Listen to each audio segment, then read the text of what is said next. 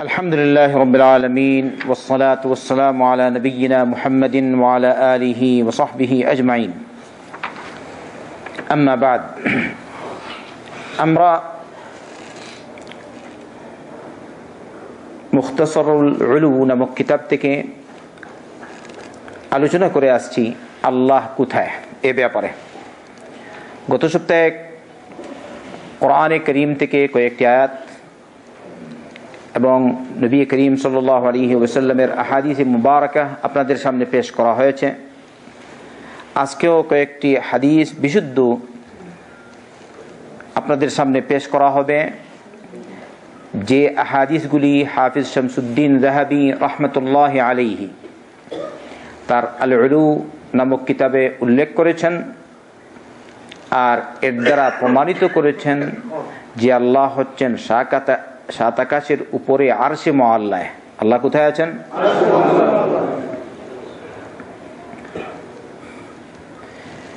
এই জায়গায় প্রথম হাদিস যেটা পেশ করব তা হচ্ছে আনাস বিন মালিক রাদিয়াল্লাহু আনহু কর্তৃক বর্ণিত হাদিস।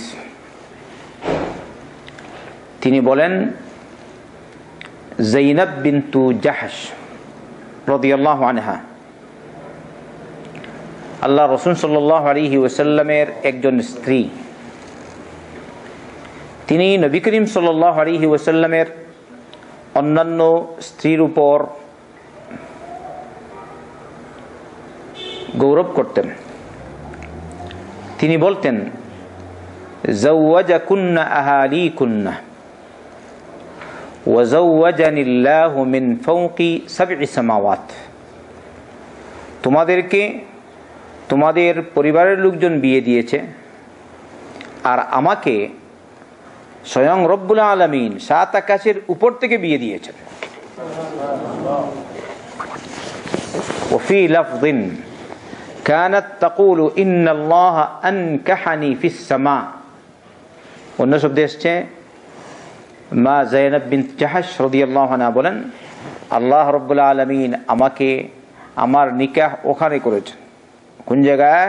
আকাশের উপরে। এই হাদিসটি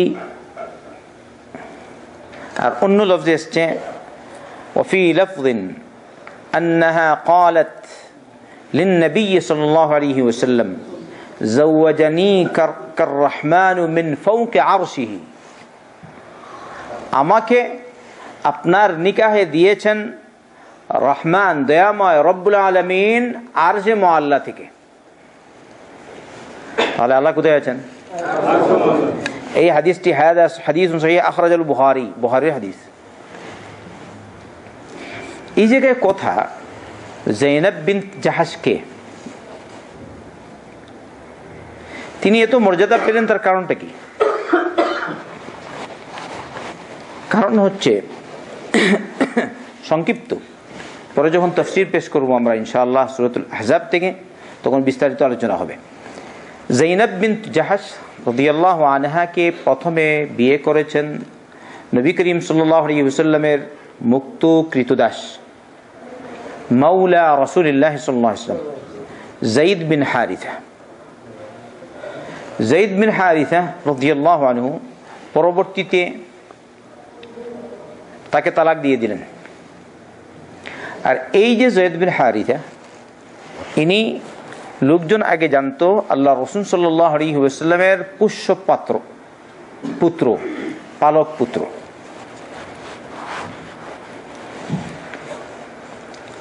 আর জাহেলি যুগে লোকজন মনে করত পালক পুত্রের বউকে বিয়ে করা যায় না,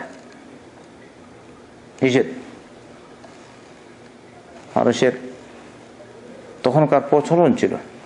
এখনো দেখবেন অনেক লোক এরকম করে, ভাতিজি, নিজের ভাতিজি না, দূরবর্তী ভাতিজি বিয়ে করা যায় না। অনেক দূরের সম্পর্ক, হাদা বিয়ে করবে না, ঠিক না? আপন ভাতিজি হারাম, কিন্তু দূরবর্তী একটু অন্য শ্রেণীতে চলে গেলে জায়েজ না? জায়েজ, জায়েজ। তার অনেক নজির আপনারা জানেন, অনেকটা আরো জানবেন ইনশাআল্লাহ। এবারে যায়েদ বিন হারিসা তাকে তালাক দিয়ে দিলেন। পরে নিয়মতান্ত্রিক স্বয়ং রব্বুল আলামিন এই যায়েনব বিনত জাহাশকে বিয়ে দিলেন কার কাছে? মুহাম্মদ রাসূলুল্লাহ সাল্লাল্লাহু আলাইহি ওয়াসাল্লামের কাছে। ওখান থেকে অর্ডার এসে গেছে, খালাস ওয়াজনাকাহা, খালাস তোমাকে বিয়ে দিয়ে দিয়েছে তোমার কাছে। ও যায়েনব বিনত জাহাশকে কেন করলেন? ওই যে কুপ্রথা ছিল তাদের, এই কুপ্রথা ভেঙে দেওয়ার জন্য। এটা হচ্ছে আসল। এবারে এই যায়েনব বিনত জাহাশ তিনি বলছেন আল্লাহ রাসূল সাল্লাল্লাহু আলাইহি ওয়াসাল্লাম এর অন্যান্য স্ত্রী যারা ছিলেন, তার সতীন যারা ছিলেন, আমাদের মায়েরা, অন্যান্য মায়েরা যারা ছিলেন, তাদেরকে বলছেন তোমাদেরকে তোমাদের পরিবারের লোকজন বিয়ে দিয়েছে, আর আমাকে বিয়ে দিয়েছেন স্বয়ং রব্বুল আলামিন আরশে মুআল্লা থেকে। সুবহানাল্লাহ। তাহলে আল্লাহ কোথায়? তো আপনি কেমন করে বলেন না আল্লাহ আরশ বলবে না? অনেক লোক বলে না, বলে আল্লাহকে আরশে বলা যায় না, আকাশেও বলা যায় না, জমিনেও বলা যায় না, কোনো জায়গায় বলা যায় না, আল্লাহ সব জায়গায় আছেন, বলে কিনা? যদি তুমি বলো আল্লাহ আরশেও নাই, জমিনেও নাই, কোনো জায়গায় নাই, তাই তো আল্লাহই নাই। ঠিক না? ঠিক বুঝলেন? যদি বলে কোথাও নাই, তাহলে আল্লাহ কই? তাহলে আল্লাহই নেই। ইন্না লিল্লাহি ওয়া ইন্না ইলাইহি রাজিউন। তাহলে আল্লাহ কোথায় আছেন? আরশে মুআল্লায়। ইয়াদ রাখবেন হাদিসটি। তারা বিভিন্ন রকমের আয়াত আর হাদিস পেশ করে, যে অনেকটা আছে স্পষ্ট না, অস্পষ্ট। একত্রে হচ্ছে যদি অস্পষ্ট কিছু থাকে তাহলে তার ব্যাখ্যা নিতে হবে স্পষ্ট থেকে। যেসব বিবরণ স্পষ্ট এসছে ওইসব স্পষ্ট বিবরণ থেকে আপনাকে অস্পষ্ট বিবরণের ব্যাখ্যা নিতে হবে। আর এই জায়গায় এই যে হাদিস স্পষ্ট না অস্পষ্ট? বুঝতে পেরেছেন? ও ছাড়া স্পষ্ট, ওয়াদিহ, এর মধ্যে কোনো রকমের ব্যতিক্রম নাই। তাহলে যায়েনব বিনত জাহাশ রাদিয়াল্লাহু আনহা বেশি জানেন না ওইসব লোকজন বেশি জানে যারা বলে আল্লাহ সর্ব জায়গায় আছেন? কারা বেশি জানে বলেন তো? যায়েনব বিনত জাহাশকে আল্লাহ রাসূল সাল্লাল্লাহু আলাইহি ওয়াসাল্লামের স্ত্রী, আমাদের মা, ওয়াহিদা মিন উম্মাহাতিল মুমিনিন।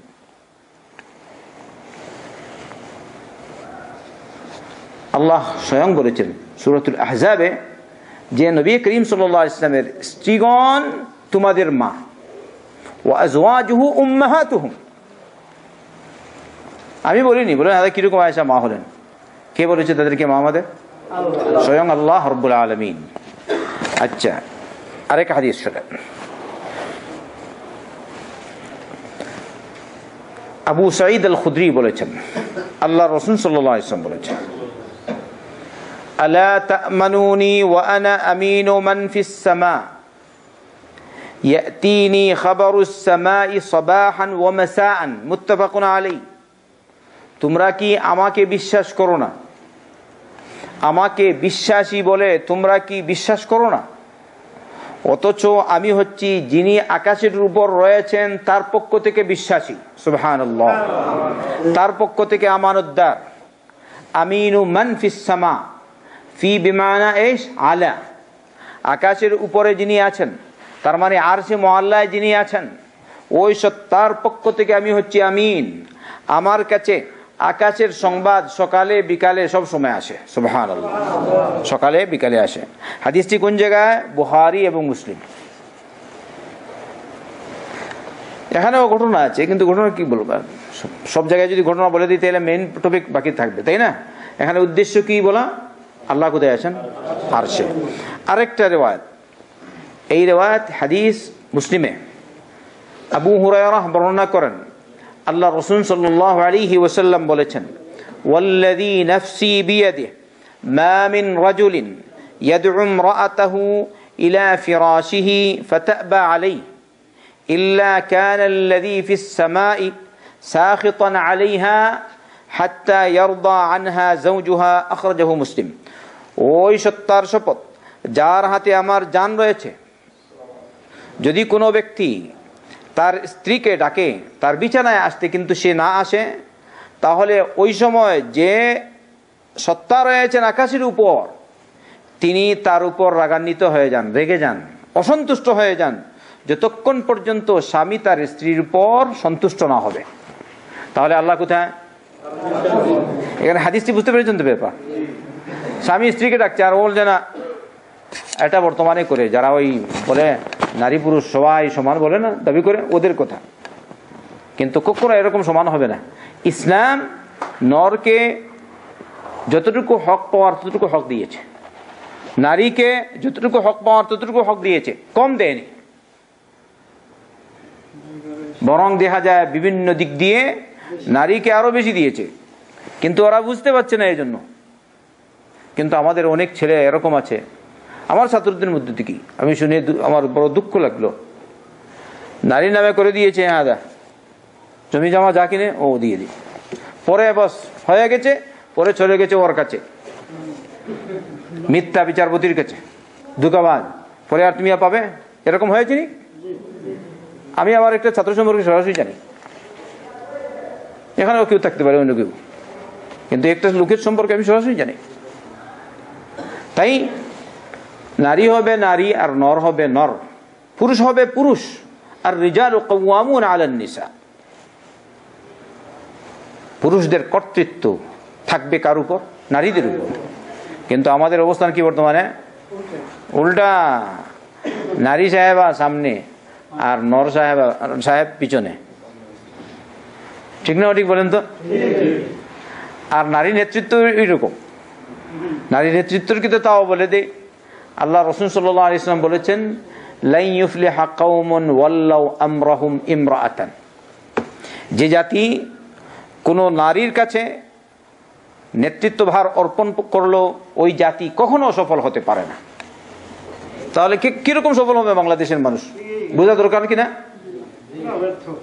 এর মধ্যে কোনো মতবিরোধ আছে? আমার জানা যে কোনো মুসলমান যে কোনো দলই করুক না কেন, এক্ষেত্রে সে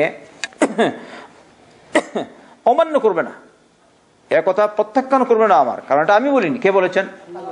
মুহাম্মদ রাসূলুল্লাহ সাল্লাল্লাহু আলাইহি ওয়াসাল্লাম বলেছেন, লা ইউফলিহা কওমুন ওয়াল্লাউ আমরাহুম ইমরাআতান, বুখারীর হাদিস। আল্লাহ আমাদেরকে বুঝার তৌফিক দিন। তাই আমরা দোয়া করি, আল্লাহ তুমি আমাদের দেশের উপর থেকে তোমার গজব তুলে নাও, মুসলমানদেরকে এক করো। আল্লাহ যারা বুঝে না, আল্লাহ তুমি তাদেরকে হেদায়েত দাও, হকের পথে নিয়ে আসো। এরপরে আরেকটা হাদিস শুনেন। আল্লাহ পাক যে আরশে মুআল্লায় রয়েছেন, এই হাদিসটি বুখারী এবং মুসলিমে আছে। বলছেন, কানা মালাকুল মাউত ইয়াতিন নাসি ইয়ানান। এক সময় এরকম ছিল, মালাকুল মাউত, মৌতের ফেরেশতা মানুষের কাছে সরাসরি আসতেন। এখন তো আমরা দেখি না। আর ওই সময় ফেরেশতা, মৌতের ফেরেশতা সরাসরি আসতেন তার কাছে। সুবহানাল্লাহ। কানা মালাকুল মাউত ইয়াতিন নাসা ইয়ানান, মানে সরাসরি সচক্ষে দেখতে পেত। ফাআতা মূসা আলাইহিস সালাম ফালাতামাহু, অতঃপর একবার মূসা আলাইহিস সালামের কাছে আসলেন মালাকুল মউত। মূসা আলাইহিস সালামের কাছে যখন আসলেন, ফালাতামাহু, তখন মূসা আলাইহিস সালাম তাকে থাপ্পড় মারলেন। সুবহানাল্লাহ। তিনি বলেছেন, আমি তোমার জান কবজ করব, মালাকুল মউত দিলেন থাপ্পড়। এটা মূসার গুণ আলাইহিস সালাম। আর এর মধ্যে আল্লাহর পক্ষ থেকে আল্লাহ তাকে এত শক্তি দিয়েছেন বলার মতো না। সুবহানাল্লাহ, কত শক্তি বুঝছেন?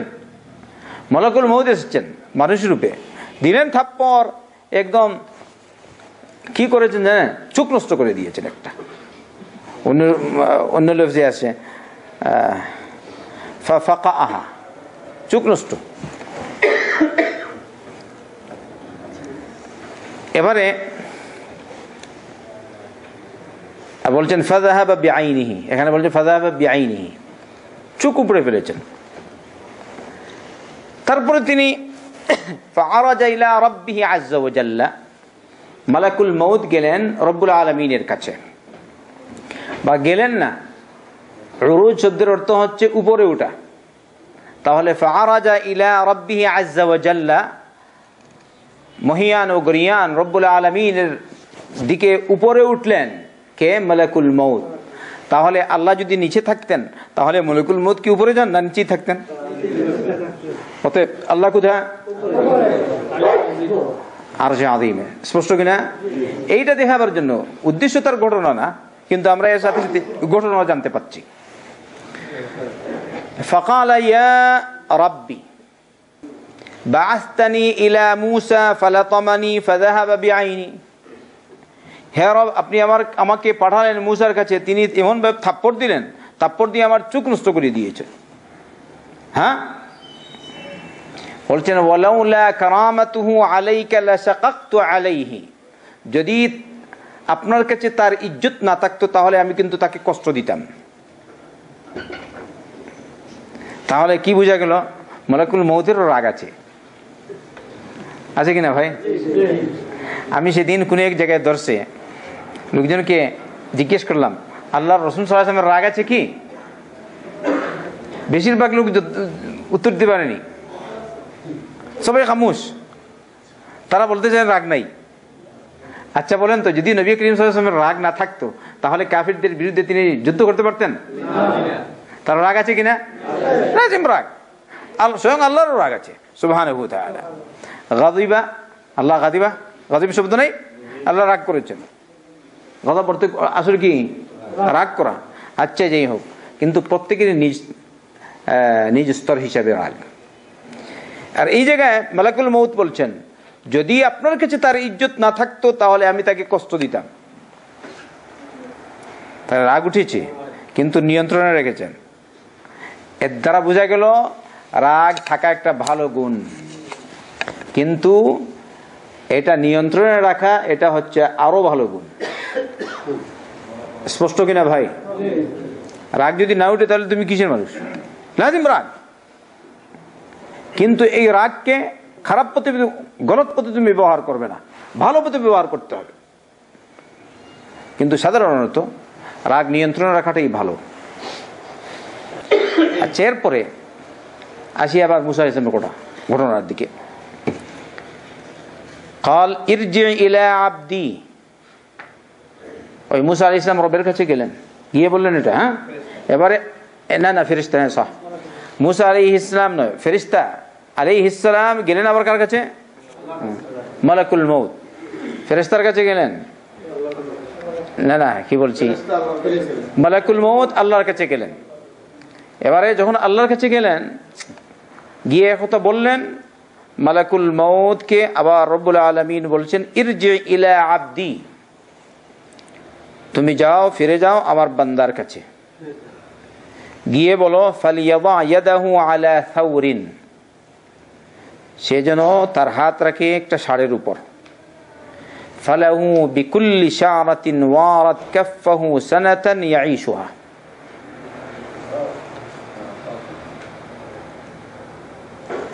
হাত রাখবে, হাতের তালু ষাঁড়ের পিঠে। এবারে ষাঁড়ের এই হাতের ভিতরে যতটুকু পশম আসবে, প্রত্যেকটি পশমের পরিবর্তে তাকে এক বৎসর করে জীবন দেয়া হবে। তাহলে কত হাজার বা কত শত বৎসর জীবন, আল্লাহ আলাম।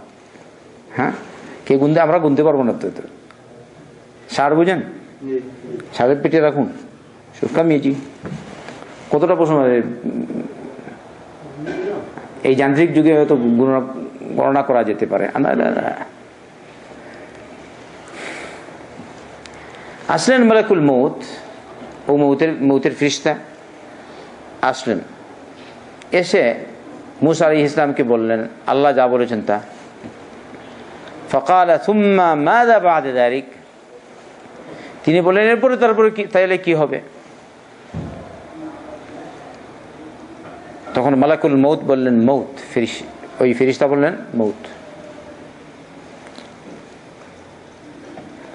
তখন মুসা আলাইহিস সালাম বুঝলেন এটা আল্লাহর পক্ষ থেকে পরীক্ষা, টিকতে পারবো না, তাই না?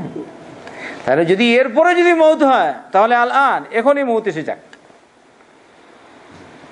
কারণ মরতে হতেও একদিনই হবে, খালাস।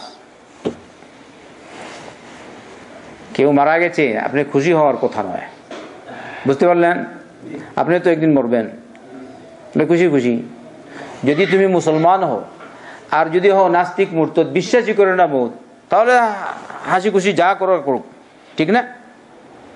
কারণ ওরা মনে করে, যারা নাস্তিক, ওদের আকীদা কি? আসলাম আর গেলাম, মৌত টুত কিছু নেই, তাই না? না কি মৌত? আচ্ছা মৌত যদি হয় এখন, এটা মৌত না, এটা এমনি প্রাকৃতিক দুর্যোগ। মৌত কেন? প্রকৃতি, তাই না? নাস্তিকদের আকীদা এটা কি? আউযু বিল্লাহি মিনাশ শাইতানির রাজিম। আইয়ামে জাহিলিয়াতে মুহাম্মদ রাসূলুল্লাহ সাল্লাল্লাহু আলাইহি ওয়াসাল্লামের জমানায় কাফেররা তাই বলেছে। এটা কি বলে রে? কত লোক আমাদের পূর্বপুরুষরা গেল, কেউ তো আর ফিরে এলো না, ও বলছে আবার নাকি কিয়ামত হবে। তো যারা নাস্তিক, কাফের, মুরতাদ, তাদের এই আকীদা। আর মুসলমানের এই আকীদা না। আমাদের মুসলমানদের আকীদা কি বলেন তো সবাই? আমরা মরবো, আবার উঠবো কিনা? হ্যাঁ। ইমানের ভিত্তি কয়টি? ইমানের ভিত্তি 6টি। আমরা বলি আমানতু বিল্লাহি ওয়া মালাইকাতিহি ওয়া কুতুবিহি ওয়া রুসুলিহি ওয়াল ইয়াউমিল আখিরি ওয়াল কদরি খাইরিহি ওয়া শাররিহি। ওই আমরা ছোটবেলা যখন শিখেছি কায়দা, আমরা শিখেছেন না মিনাল্লাহি তাআলা ওয়াল বাসি বাদাল মাউত, আরেকটা বলেছেন না, এটাও আছে riwayat, বুখারীর riwayat মওজুদ। কিন্তু আসল হচ্ছে ভিত্তি কয়টা? 6টা। কারণ কিয়ামত দিবসের কথা যখন বলবেন তখন অবশ্যই আল বাস বাদাল মাউত চলে এসছে, মৃত্যুর পর আবার উঠবো। আসলো কিনা কিয়ামতের সাথে? কারণ কিয়ামত দিবস যখন বলে দিবেন, এর সাথে আরো অনেক কিছু রয়েছে। সূর্য আসবে মাথার উপরে, সবাই ইয়া রব্বি নাফসি ইয়া রব্বি নাফসি করবে, আসবে কিনা?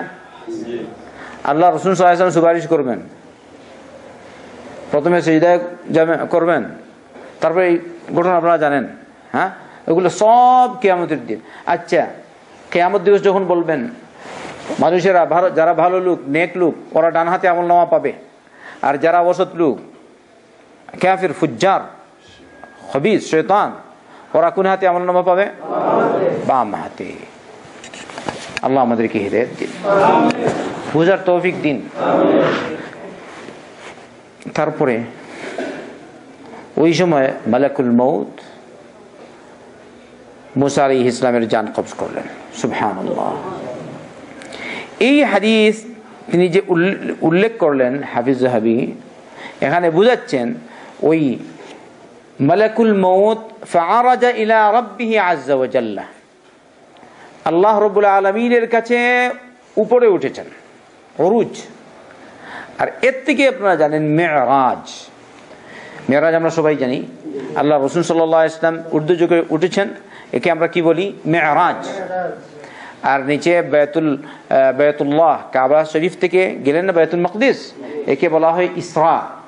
আর উপরে উঠলেন, এটা হচ্ছে মেরাজ। ওই শব্দ ফাআরাজা ইলা রাব্বিহি আযজা ওয়া জাল।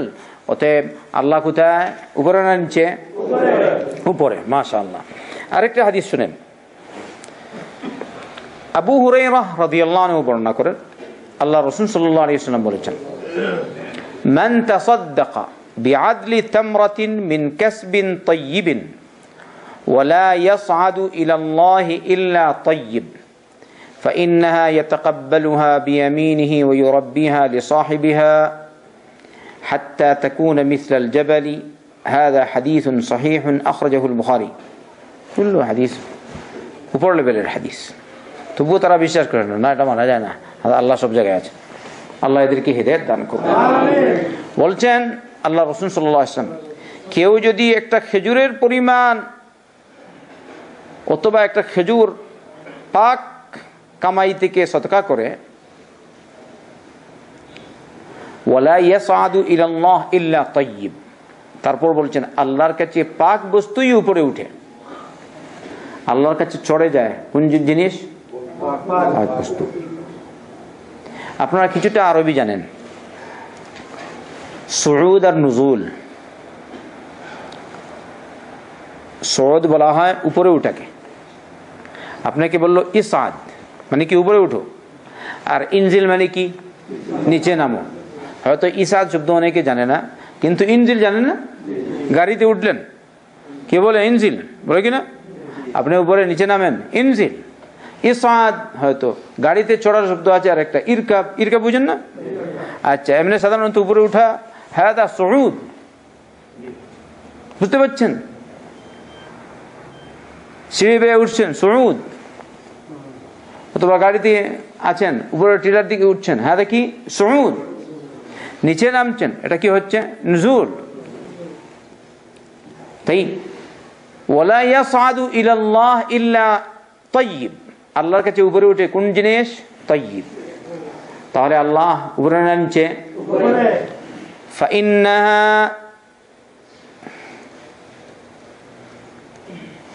আও ফাইন্নাহু ইয়াতাকাব্বালুহা বিয়ামিনিহি,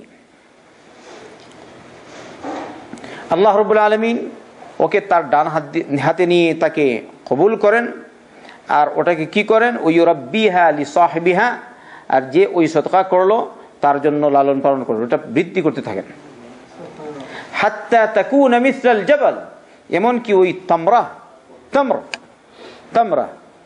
মানে হচ্ছে খেজুর, একটা খেজুর ওইটা পরবর্তীতে হয়ে যায় পাহাড় পরিমাণ। সুবহানাল্লাহ। তাহলে তার মানে কিয়ামতের দিন আপনি যদি একটা খেজুর আল্লাহর প্রতি দেন, ওই খেজুরটা যদি আল্লাহর কাছে গ্রহণযোগ্য হয়, কবুল হয়, তাহলে এইটা আল্লাহ এটা লালন পালন করতে থাকেন, এটা বাড়াতে থাকেন। পরবর্তীতে কিয়ামতের দিন আপনার সামনে এই খেজুর পাহাড় পরিমাণ নেকি হয়ে আপনার সামনে আসবে।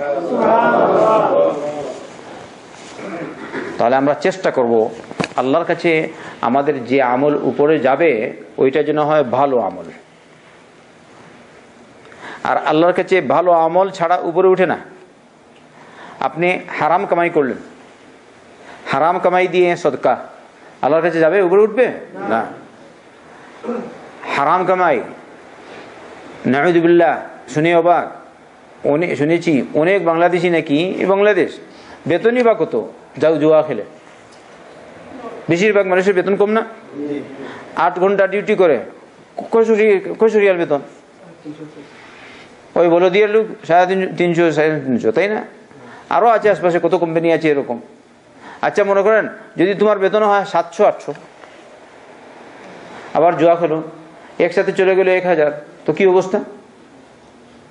হারাম, জুয়া খেলা হারাম। ভালো করে জানুন, কোরআনে কারীমে রব্বুল আলামিন নিষেধ করেছেন। তাই হারাম না?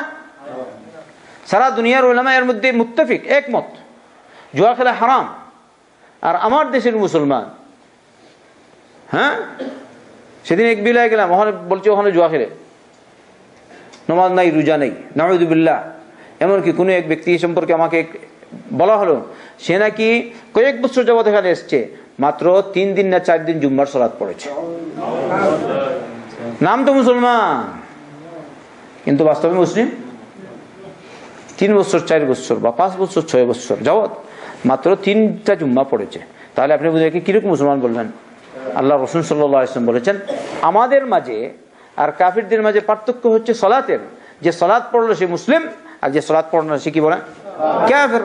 তাহলে যে লোকটি বল 5-6 বছরে 3 দিন জুম্মা, ওকে কিরকম মুসলমান বলবেন?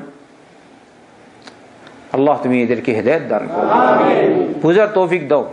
আমরা যারা এখানে আসছি, দর্শ তো শুনেন, শুধু দর্শ শুনলে হবে না, যদি আমল ঠিক না হয়। বিশেষ করে 5 ওয়াক্ত সালাত আমরা জামাতের সাথে পড়বো ইনশাআল্লাহ। কারণ আমাদের এই আমল যদি আমাদের উদ্দেশ্য ভালো হয়, নিয়ত খালিস থাকে, তাহলে আমাদের এই আমল যাবে কোথায়? আল্লাহর দরবারে যাবে, উপরে ইনশাআল্লাহ, আর সে মহল্লা পর্যন্ত পৌঁছাবে। আর তুমি সালাত নাই, আবার জুয়া খেলে কামাই করছো, অথবা সুদ খাচ্ছ, আর মসজিদ বানিয়ে দিচ্ছ, হারাম কামাই করছো, আর মাদ্রাসায় দিচ্ছ, হারাম কামাই করছো, কোরআন সদকা করতে খয়রাত করছো, বা গরিবদেরকে দিচ্ছ, এটা যাবে উপরে না।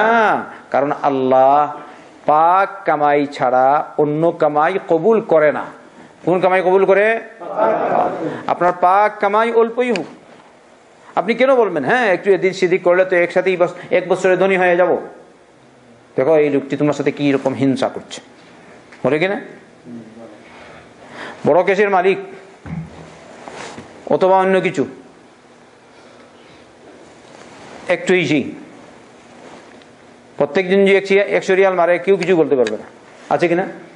দায়িত্বশীল 100 কেন আরো বেশি মারতে পারে, বড় বড় কেস, কিছু বলবে না, ও ধরতেও পারবে না। আপনি হয়তো বলবেন না না এখন কিন্তু বাংলাদেশের টাকা পাঠাতে ধরে ফেলবে। ও বলবে না না আমাকে টাকা যখন পাঠাবো এই তরিকায় পাঠাবো না, অন্য তরিকায় পাঠাবো। আরে ওইটা কেমন জানেন? হুন্ডি। সত্য না মিথ্যা? আবার কিছু লোক আছে হুন্ডির কারবার করে, হুন্ডির কারবার। ব্ল্যাক মার্কেটিং কেন? যদি যে মার্কেটিং সোজা আছে, সুন্দর স্বচ্ছ, এ পথ যদি মনে হয় একদম বন্ধ, পারবোই না কিছু, তাইলে কি করেন সেটা আরেক কথা। কিন্তু এরকম এখন পর্যন্ত কিছু হয়েছে আমাদের? পয়সা পাঠাতে কত সুন্দর। যদি আপনার এখন পর্যন্ত কেউ বলছে না সৌদি সরকার আপনাকে মানা করছে তুমি পয়সা পাঠাতে পারবে না অতিরিক্ত, নিয়মিত মানুষ পাঠায়, হয়তো একটা কৌটা আছে একসাথে এতটুকু পাঠাতে পারবে না, তাই এরকম আছে, তাই না? এটা তো স্বাভাবিক। তুমি কামাই করো 1000, পাঠালে তুমি 50,000, কে? এটা তো রাষ্ট্রীয় তাদের যে ক্ষমতা আছে, সে ক্ষমতা বলে তারা দেখবে কোথায় যাচ্ছে পয়সা, কিরকম কামাই করে যায়। এটা কিছু যৌক্তিক আছে অনেকটা। কিন্তু তবু আমি বললাম যদি মনে করো একদম পথ বন্ধ থাকতো, তাহলে হুন্ডিতে আমি কেন করবো, পাঠাবো? আচ্ছা, হুন্ডির কারবার সৌদি আরবে না যায়, নিষিদ্ধ কিনা? বাংলাদেশে নিষিদ্ধ না? নিষিদ্ধ বলেন, আপনারা জানেন না এটা নিষিদ্ধ কিনা? ইন্ডিয়ায় নিষিদ্ধ, আমেরিকায় নিষিদ্ধ।